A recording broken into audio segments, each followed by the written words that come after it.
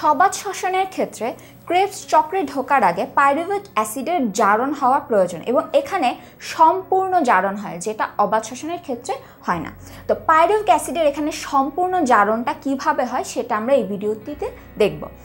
এইখানে আমাদের মূল উদ্দেশ্য হচ্ছে পাইরুভিক অ্যাসিড থেকে যাতে অ্যাসিটাইল কোএ তৈরি হতে পারে। এখন পাইরুভিক অ্যাসিডের জারণটা আসলে কোথায় হবে? পাইরুভিক অ্যাসিডের জারণটা মেইনলি হয় হচ্ছে মাইটোকন্ড্রিয়াতে। তার মানে হচ্ছে গ্লাইকোলাইসিস যখন সাইটোপ্লাজমে হয়ে গেল, তারপরে যে পাইরুভিক অ্যাসিডটা তৈরি হচ্ছে সেটা আসলে সরাসরি মাইটোকন্ড্রিয়ার ম্যাট্রিক্সে চলে যাবে এবং সেইখানে গিয়ে সে পরবর্তী ধাপগুলো করার মাধ্যমে অ্যাসিটাইল কোএ তৈরি করবে। এখন আমরা দেখি কিভাবে জিনিসটার জারণ ঘটে।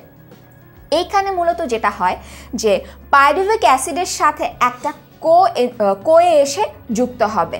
এখন তার আগে কিছু ঘটনা ঘটে এবং আমরা যদি লক্ষ্য করি তাহলে দেখব যে এখানে মেইনলি একটা NAD+ আসে, NAD+ এবং সে পরিণত হয় NADH+ বা NADH2-তে।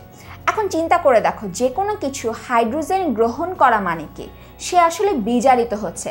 তার মানে NAD+ এই বিক্রিয়াতে বিজারিত হয়ে যায়, মানে তার বিজারণ ঘটে এবং বিজারিত হয়ে সে কিসে পরিণত হয়?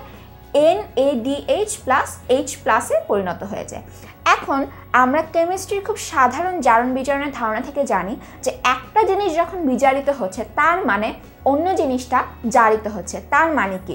পাইরুভিক অ্যাসিডের সাথে যদি NAD+টা বিক্রিয়া করে এবং সে যদি বিজারিত হয়ে যায় তাহলে পাইরুভিক অ্যাসিড আসলে জারিত হচ্ছে।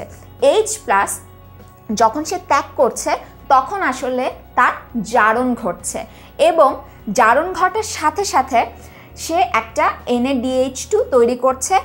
আরও একটা জিনিস সে তৈরি করে, সেটা হচ্ছে যে সে একটা কার্বন ডাইঅক্সাইড ত্যাগ করে ফেলে।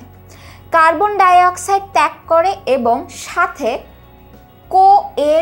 কোএর সাথে যুক্ত হয়।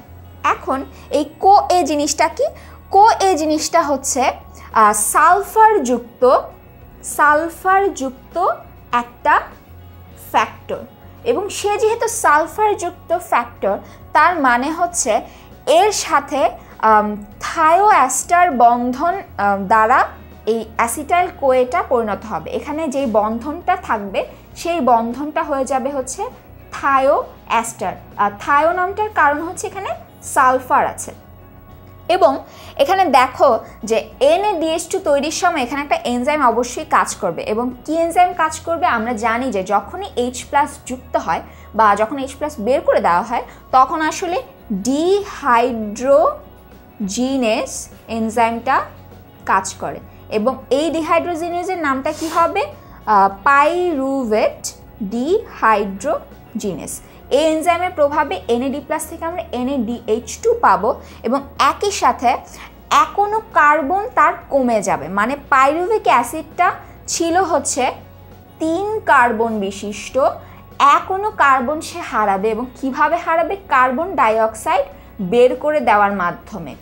এবং এই কার্বন ডাইঅক্সাইড বের করে দেওয়ার মানে হচ্ছে তার এই 3 কার্বন বিশিষ্ট যৌগটা এখন হয়ে যাবে 2 কার্বন বিশিষ্ট, যেটা হচ্ছে আমাদের এই অ্যাসিটাইল কোএ এবং এই অ্যাসিটাইল কোএটাই পরবর্তীতে ক্রেবস চক্রে প্রবেশ করবে, অক্সালো অ্যাসিটিক অ্যাসিডের সাথে যুক্ত হয়ে আরও অন্যান্য অ্যাসিড তৈরি করতে থাকবে।